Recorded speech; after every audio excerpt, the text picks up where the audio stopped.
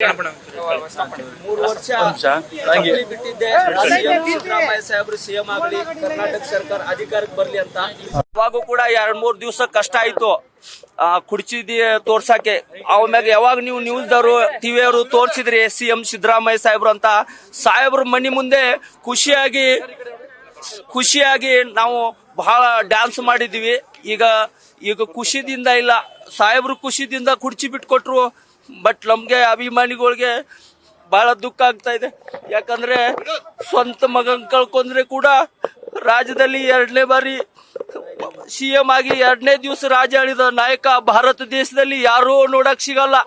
ಸ್ವಂತ ಮಗಗ್ ಕಳ್ಕೊಂಡ್ರೆ ಮರುದಿವ್ಸನೇ ಕಣ್ಣೀರ್ ಹಾಕಲ್ದೆ ರಾಜ್ಯ ಆಳಿದ್ದು ಸಿಎಂ ಸಿದ್ದರಾಮಯ್ಯ ಸಾಹೇಬ್ರು.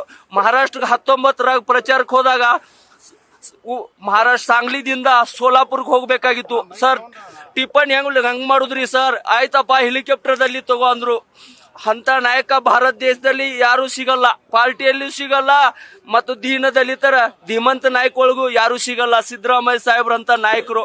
ಯಾಕಂದ್ರೆ ಅವರು ದೀನ ದಲಿತರ ಧೀಮಂತ ನಾಯಕ, ಕರ್ನಾಟಕದ ಹುಲಿ. ಎಲ್ಲೇ ಹೋದ್ರು ಒಂದು ಮಾತು ಹೇಳ್ತಿದ್ರು, ಕನ್ನಡ ಬಾವುಟ ಕಟ್ಕೊಂಡು ಕನ್ನಡಿಗ ಅಂದ್ರೆ ಆಗಲ್ಲ, ಒಳಗ್ ರಕ್ತದಲ್ಲಿ ಕನ್ನಡಿಗ ಇರ್ಬೇಕಂದ್ರೆ. ಸಾಹೇಬ್ರು ಗಡಿನಾಡ್ ಬಾಂಬೆ ಕರ್ನಾಟಕ ಸೋಲಾಪುರ್ ಸಾಂಗ್ಲಿ ಹೋದ್ರೆ ಹೆಲಿಕಾಪ್ಟರ್ ಹತ್ರ ಎಲ್ಲ ಜನ ಗೋಳೆ ಆಗೋದು ನಮ್ ಕನ್ನಡಿಗರು. ಸರ್ ನಾವು ಕರ್ನಾಟಕ ಸರ್, ಮೈಸೂರದವರು, ಹಾಸನದವರು, ಬಿಜಾಪುರದವರು, ಬೆಲ್ಗಾಂದವರು ಸರ್ ಅಂದ್ರೆ ಸಾಹೇಬ್ರು ಹೌದಾ ಅಂತೇಳಿ ಕರೆದು ಹಿಂಗ್ ಹೆಗಲ್ ಮ್ಯಾಕ್ ಕೈ ಹಾಕ್ತಿದ್ರು. ಈಗ ಯಾರಿಗೆ ಹೆಗಲ್ ಮ್ಯಾಕ್ ಕೈ ಹಾಕ್ತಾರೋ ಬಿಡ್ತಾರೋ ಗೊತ್ತಿಲ್ಲ. ಬಟ್ ನಮ್ ಸಾಹೇಬ್ರು ನಿರ್ಣಯ ತಗೋಬಾರ್ದಾಗಿತ್ತು. ಯಾಕಂದ್ರೆ 4-5 ದಿವಸ ನಾವು ಊಟನೂ ಮಾಡಿಲ್ಲ, ನಮ್ಮ ಕಳೆನು ಚೇರ ಮನಿ ಮಂದಿ ಹೆಣ್ರ ಮಕ್ಕಳ ಅಭಿ ನೋಡಿಲ್ಲ. ಎಲ್ಲೆಲ್ಲಿ ಮನ್ಕೋತೀವಿ, ಏನೇನ್ ಮಾಡ್ತಿದ್ವಿ ದೇವ್ರಿಗೆ ಗುರ್ತು.